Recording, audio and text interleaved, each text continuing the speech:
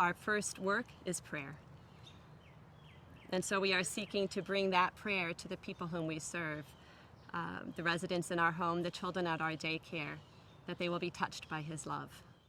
The Vatican Council itself called for a renewal of religious life, wanted the sisters to again look at that original charism.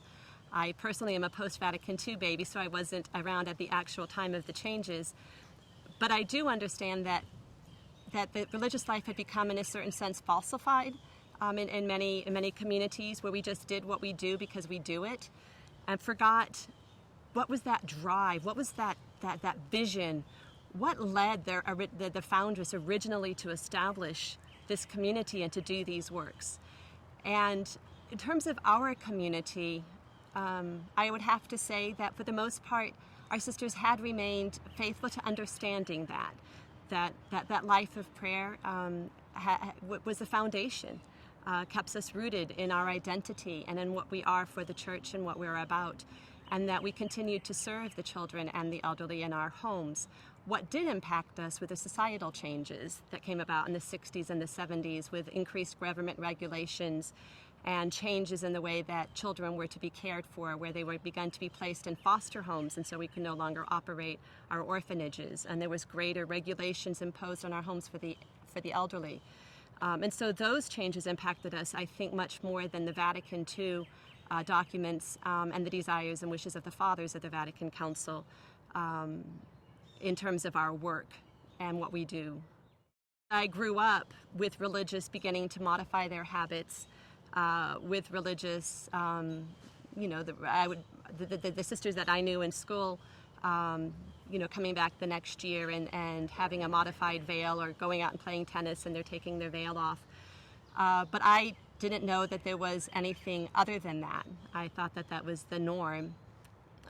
It wasn't until later, as I matured and grew in age, not necessarily in wisdom, and studied the documents and studied the history, that I began to recognize what impact it had had on the church.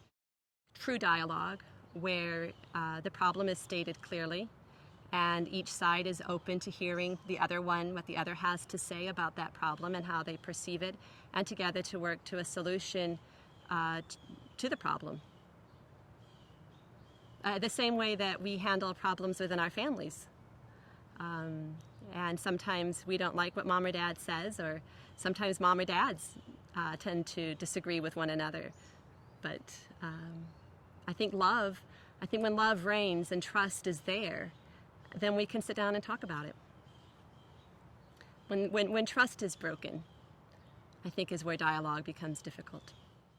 I think it's a matter of definitions and understanding of identity.